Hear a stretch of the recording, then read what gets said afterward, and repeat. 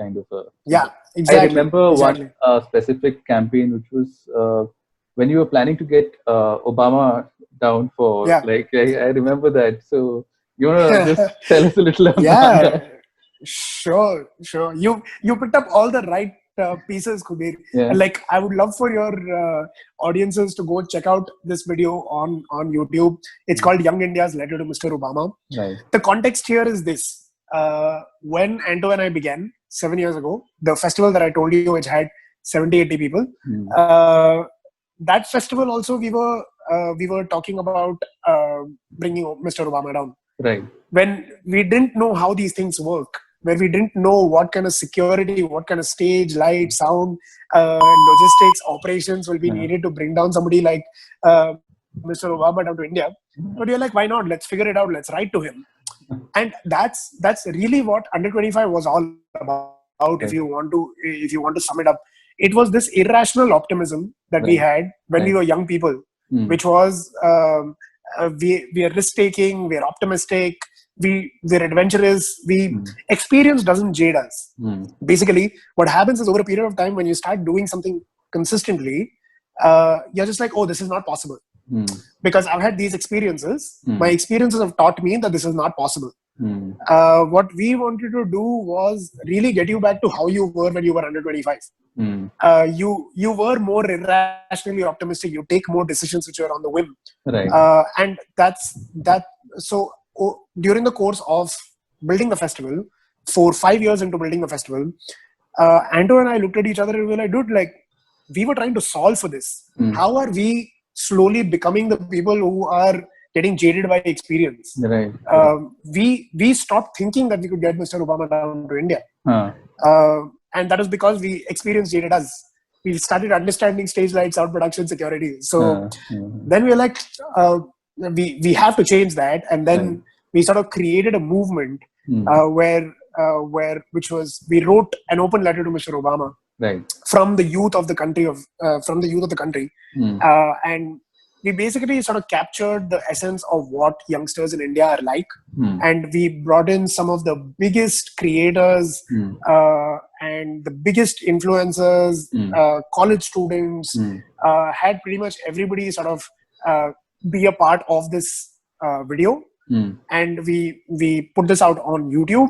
And we also told everybody to sort of message Mr. Obama to come to India. We did about 50,000 odd DMs to Mr. Obama on Instagram. Yeah. We had over 1 lakh of tweets on Twitter, and the most interesting part was that the Obama Foundation responded. Oh, okay.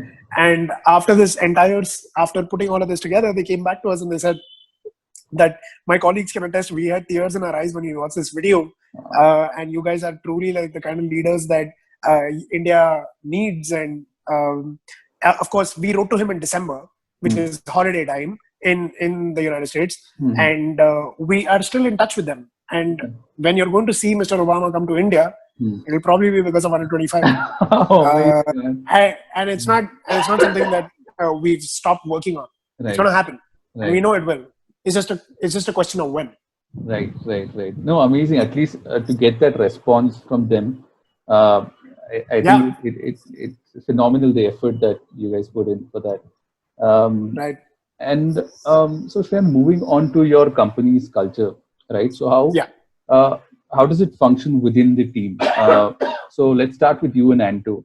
So so are the responsibilities kind of divided between you two clearly, or is it kind of like, on the fly? Right. So Kunir, over the years, I think we've also understood what we are good at and what we enjoy doing and stuff like that. Right. Anto is a creative genius. Right. Like his thought process, his vision of how far he's able to see with a certain property or with a certain with anything that we do at Under25.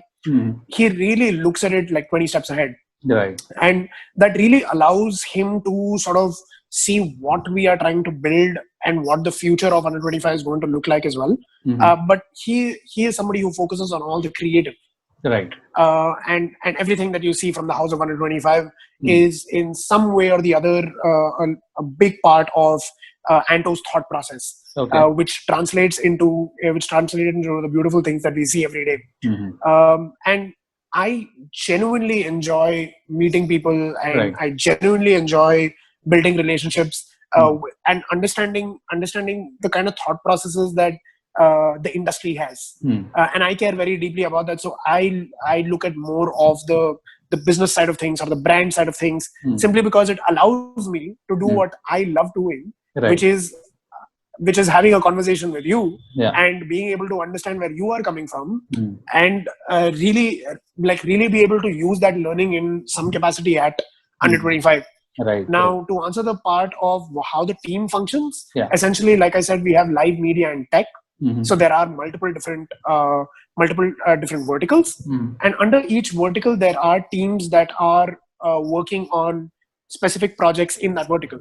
So there is a live team which is only working on the Summit Set campus and the Under25 Summit and stuff like that. There is a team in media which is solving for content or creative or design and video and all of that. There are teams in the media team as well, and there is a amazing tech team which is a bunch of young people who've really started this vertical, and you're going to see a lot coming out of Under25 tech soon. Okay, tech is interesting because not a lot of if I use the term agencies wouldn't be right, but like organizations like yourself, tech team is very rare to see. So Absolutely. I think that would be interesting to see in the future. I wouldn't ask you what you guys are building, but it might be confidential in certain ways. You're going to see it soon. You're going to see it very soon. I think everybody is. I'm also really looking forward. Some things are coming out of the Under25 tech house very, very soon, and you're going to see it, and it's going to blow everybody's mind. Okay. Awesome. And how's it been, Shreyans? Lockdown generally with your team, how are you guys functioning? Because I'm sure you must be hearing these stories about people staying up till 3 or 4 in the morning and then not sleeping. All of that is going on, right? So how are you guys doing it, man? So how's your team? So Gundit, the thing is, the DNA is clear, right? I think what the entire Under25 team knows about Anto and I especially is that we solve problems. We figure it out. No matter what the stress is, and especially when you start doing festivals, you become that person. There are problems. Okay, fine, we'll figure it out. You know, and that really helps because your favorite term, by the way, we'll figure. We'll figure it out. Where's the stress, right? We'll figure it out. And it's so important because now what we've done is we've adapted. We've adapted quickly, and we know that everybody on the team is working towards that vision of building youth culture. Right. So every single activity that we do is done towards building youth culture. Now, again, like I said, the format is inconsequential as long as we're working towards it. So what we've done now is, of course, everybody is working from home, and the safety of the employees is most important. And the team is super young. So this problem of 3 a.m., 4 a.m. becomes more hardcore because the team is so young.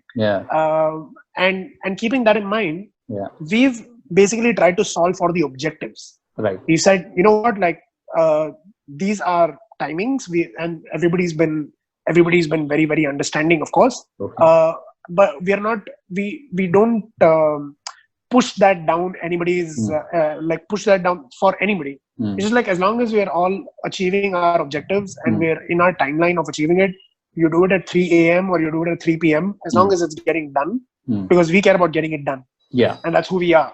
So, and it gets done because everybody understands that thought process. It's amazing, because as long as you give them flexible hours, as long as you tell them this is what needs to be done within this timeline, I think it's all sorted. That's how. Absolutely. And that's how it's going to become, right? You're going to see this happening more and more. It will be more objective driven and activity driven rather than the entire 9 to 5 business. Yeah, right? yeah. And the world is moving towards that, Mm. and it's just super important to own that objective and like Absolutely. really solve for it. No, absolutely. Because I remember the time that we spend actually working versus the Yeah, travel time and everything. I think phenomenal yeah, in terms of productivity working from home. I had yeah. hands on to that as well. No, absolutely, Yeah. absolutely. And I think this is something that everybody will understand, right? That what is the core issue here? The Mm. core issue was never the fact that it was 9 to 5. Mm. The issue was that you believed that somebody needed to be monitored Yeah. every single minute of their lives to Mm. get something done. Yeah. This thing, as this lockdown has taught us, that you give people the benefit of doubt, Mm. you learn to trust, and you learn from them to create what your vision was. Yeah. Yeah. And if you are managing teams, the biggest lesson is to be able to trust the team and trust the result. Mm. Of course, if it's not getting results, then you know that something is inherently wrong. Right. Right. But your team is capable. That's the reason why you got them on board in the first place. Absolutely. So giving them the benefit of doubt is so important. Absolutely, man. Absolutely. Shran, so moving on to, I think, a more prediction level question where, Right.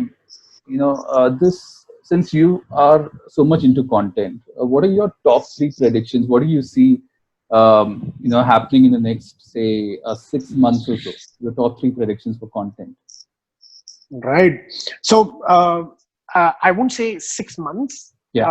However, the way I'd like to, the thing that has been piquing my interest a whole lot is the format of audio content. And even if you see factually, if you see the data of how much audio content in the country has grown, Right. It's been massive. It is. And if you see, just like Joe Rogan is a great experience, is a great example, right? The Joe Rogan experience, and this is a global example, of course, but Right. he's been doing it for the last 10 years. He's been doing podcasts before podcasts for podcasts. And he was completely the opposite of, people said, like, do short form content and do bite-sized content and things like that. And he was just like, he flipped the finger off to all of the people in the industry and continued doing like 3 hour, 3.5 hour long podcasts, which were mind blowing. And 10 years later, he sold it to Spotify for $100 million. Now that is, it goes on to say something. It goes on to say something which is far louder and clearer, which is audio is here to come in a very, very big way. For sure. And I think that a lot of, I see a massive growth in vernacular.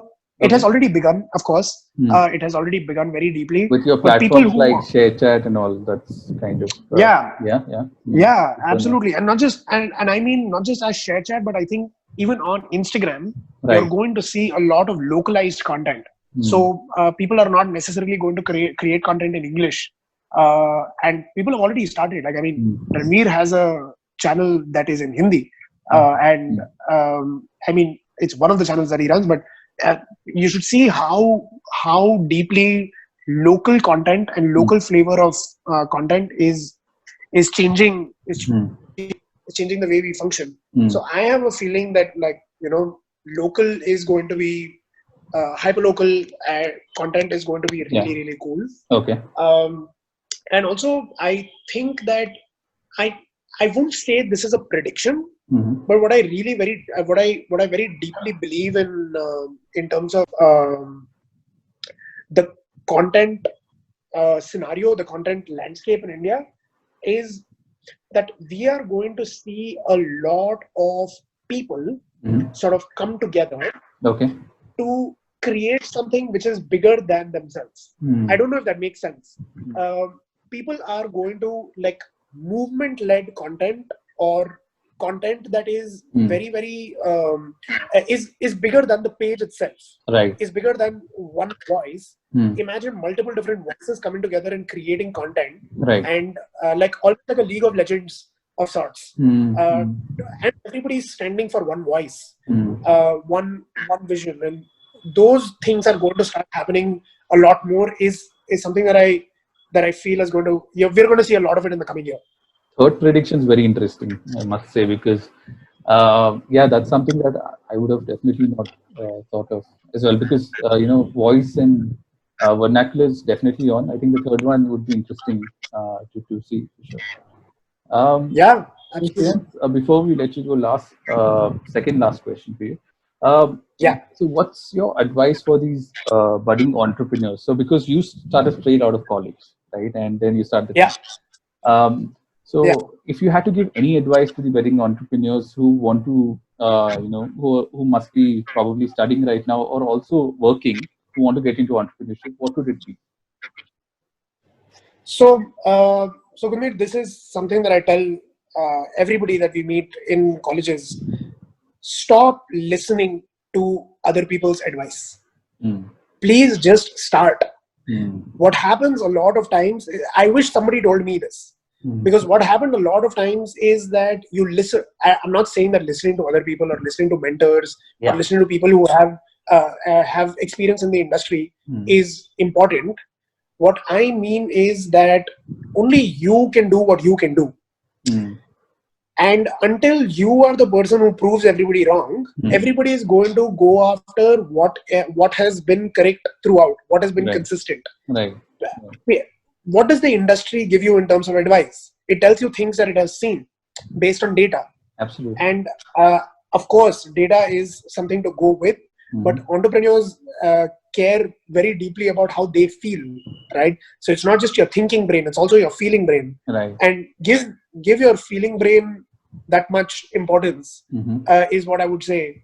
I wish somebody told me when we were 18 that, you know what, like, your idea is really cool. I don't know enough about it, or I have not done this in the way you would do it, and maybe you do something different. So please go out there and just go and do. But you still pursued your passion, Shreyans. So you still made it big. You kind of, you guys from there, you still stuck on to, even though people might have told you that, do something different, but you guys stuck on. So hats off to that. Thank you. Because we didn't listen. That was the only thing, Gambhir. Like, we didn't listen to people who told us that you can't do it, or here's how you should do it. Yeah. Our hearts and told people that, you know what, like, you're going to see in a few years, we'll know that what we cared about very, very deeply is seeing the light of day. Because until that rhythm is broken, until people do it differently, the modus operandi stands. And the idea for budding entrepreneurs is that, like, fuck the modus operandi, like, build what you got to build, and change people's opinion, Absolutely. So thank you so much, Shreyans. Before I let you go, the last question, which I'm sure a lot of them would be interested, what's coming up in the future for Under25? Things you can say, and you're going to say on camera right now. What I would say is that you are going to see a lot of very, very interesting. I put this without actually revealing what it is. So the best way to say it is just follow the Under25 pages. Okay. Just go follow Under25 official and Under25 dictionary. Okay. And of course, if you want to follow anybody from the team, you're going to find everybody's names on the website. Just to see what we are launching, and what we are going to be putting out is going to be a movement that, like, you thought Dear Obama was cool. We're taking it like 10 steps ahead. Oh, okay. Subtle plug. I'm gonna let that pass, Shreyans. So on this one. No. I guess we're gonna find out. No. On a serious note, it is really good content. You guys should definitely go on to the Instagram handles of this. It's really fabulous content. It really keep you hooked on for sure. Thank you so much, Shreyans, for coming and sharing all your thoughts on this. And I don't think we've never really sat down and had a chat like this, so it was interesting to actually know. Yeah, I mean, never like this. Yeah, never like this. Of course, we've had it in bits and pieces. But never like this. I'm glad we could do this. Thank you for having me. Really, really appreciate it. Thank you.